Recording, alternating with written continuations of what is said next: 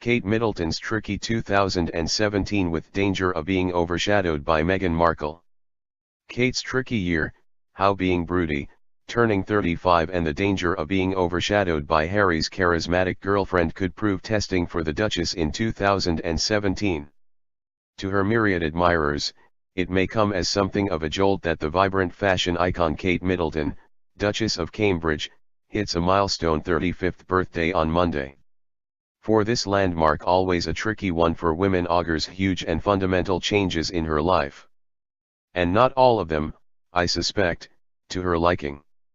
The first major upheaval will be the departure of Kate and her publicity-shy husband, Prince William, from permanent residence at their 10-bedroom Georgian mansion on the Royal Sandringham estate to base themselves in London. The Queen, who gave them the lease of Enmore Hall, almost certainly has approved of their reclusive lifestyle there. For she will naturally have recognized that she herself and Prince Philip had only 4 years of normal married life in which to enjoy the birth and development of their first 2 children, Charles and Anne, before the sudden death of George VI swept her young family into the pressures of sovereignty. Thus the Queen will have wished for her grandson and his wife a respite from public life in order to spend time with their 2 young children. But a combination of circumstances is forcing the Cambridges, albeit unwillingly, more centrally into the official spotlight. William's £40,000 a year contract to fly emergency helicopters for the East Anglian Air Ambulance Service is expected to end in March. Even if he extends it for several months, it is now certain the family is to move to London this year to take up permanent residence at apartment 1A at Kensington Palace, the former home of Princess Margaret. The couple's elder child, Prince George, who will be 4 in July, attends a Montessori nursery in Norfolk 3 days a week, but the Cambridges are believed to have put his name down for the £19,620 a year Wetherby pre-prep school in Kensington, West London. Up to now, the family has made only sporadic use of Kensington Palace, always returning to their beloved Norfolk, although William's insistence on travelling there by helicopter at a cost of £5,000 a time to the taxpayer has generated criticism. Although a full-time life in the capital is looming, Kate has never been a London girl. She grew up in a village near Newbury in Berkshire. She became a boarder at the co-educational Marlborough College in Wiltshire, and graduated from the University of St Andrews in Fife. For 3 years, and even before their wedding in 2011, Kate and William were my near neighbours on the romantic Isle of Anglesey, where Flight Lieutenant Wales of 22 Squadron co-piloted his Yellow Sea King Mk3 helicopter from RAF Valley on search and rescue missions. From their idyllic rural love nest, a £750 a month farmhouse at Bottergan, they had breathtaking views of the peaks of Snowdonia, and faced the water to Landwine Island, named after Saint Dwynwen, the Welsh patron saint of lovers. Kate and I both shopped at the Mina Bridge branch of Waitrose, and I used to see her riding pillion on William's red and white 180 miles per hour Ducati superbike. I would wind down my car window to wave as they roared by, and looking happy and very much in love, they would laugh and wave back. But since then, the couple have become much more prickly about their privacy. Understandably, William's wariness dates from the age of 15, when his mother, Diana, was killed in Paris while being pursued by paparazzi. He insists on complete control of his young family's public appointments. He is reportedly deaf to all independent counsel. Indeed, one friend of the royal family referred to him as radiating a sense of entitlement and petulance, and described Kate as a little grand and occasionally abrupt. They have surrounded themselves with people who say yes to everything, so they get no proper advice, the same friend added. Which is no doubt the reason why William, during a visit to the Foreign Office last year, fell into the egregious blunder of delivering a speech that appeared to strongly advocate Britain remaining in the EU, violating the centuries-old convention that the royals never say or do anything which involves politics. There was further embarrassment when William's office at Kensington Palace attempted to counter mounting criticism over his lack of public engagements and official work, blaming it on European red tape, and claiming that Civil Aviation Authority rules on rest periods for pilots, handed down from Brussels, meant that William was banned from doing any sort of work on some of his rest days, including allegedly carrying out royal duties.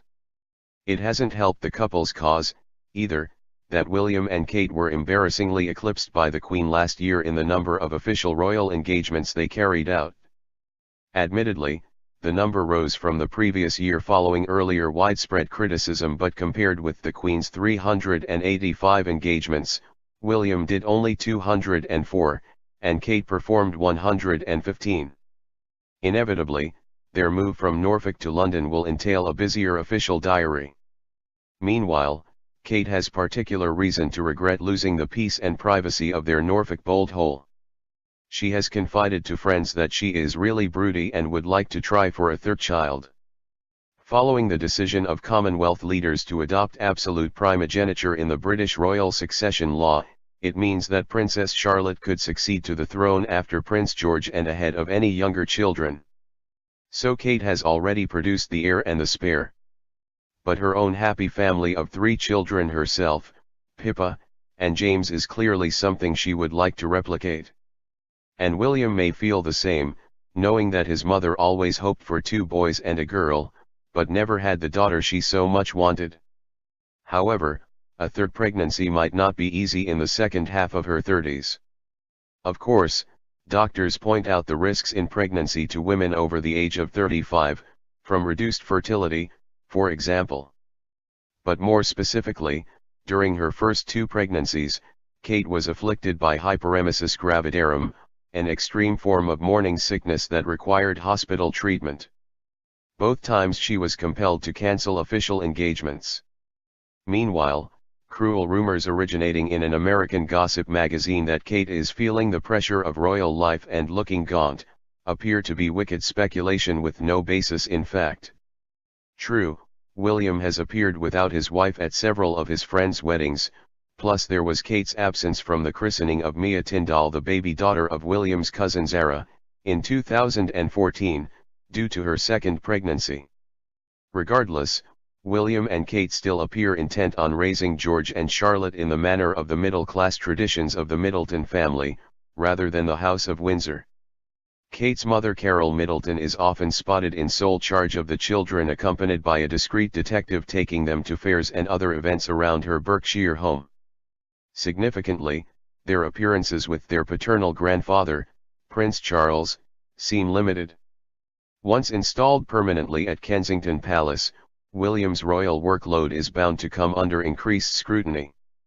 As president of the British Academy of Film and Television Arts, BAFTA, he has been absent from the organization's important events more than he has been present, in sharp contrast to his aunt Anne, the Princess Royal, who, during almost 30 years in the same role, hardly ever missed a single event. For 2 years in succession, William did not attend the all-star BAFTA receptions held in his own home, Kensington Palace. Last year, Eddie Redmayne, Penelope Cruz, Cate Blanchett, and a host of other stars turned out to find no William to welcome them. There is another fascinating factor in this royal equation. Back in London, Kate could also find herself overshadowed by Prince Harry's beautiful and charismatic new girlfriend, the divorced American actress Meghan Markle. The last actress to infiltrate the House of Windsor was Koo Stark, and we all know how that ended. In the 80s, having begun a relationship with Prince Andrew, the uninhibited American actress was seen by many as a breath of fresh air among the fusty royal family. That was until it emerged that her movie career had involved a naked lesbian shower scene. And so the script for this royal love affair swiftly unraveled, with Miss Stark saying later, "In the end, we just ran out of energy. It had been strangled to death."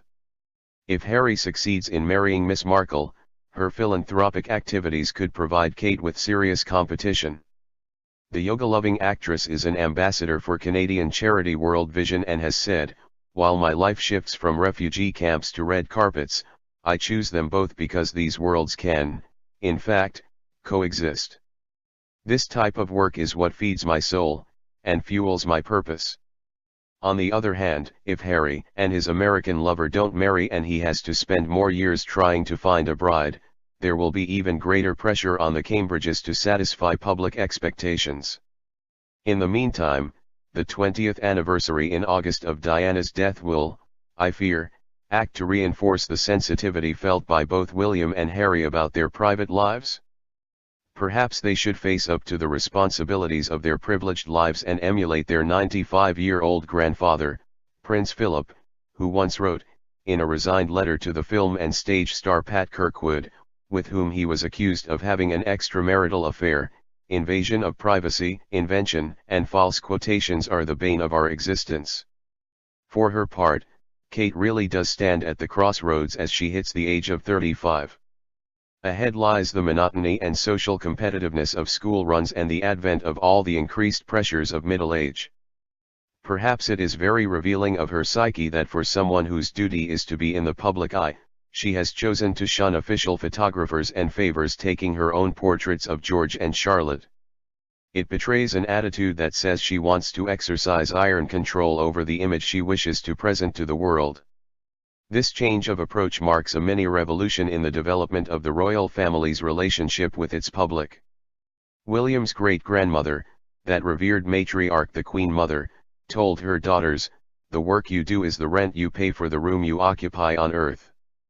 As much as she is clearly wrestling with her new challenges ahead, when the Duchess of Cambridge takes up residence in Kensington Palace, she will know that the moment has finally arrived for her to come to terms with her destiny as the future Queen.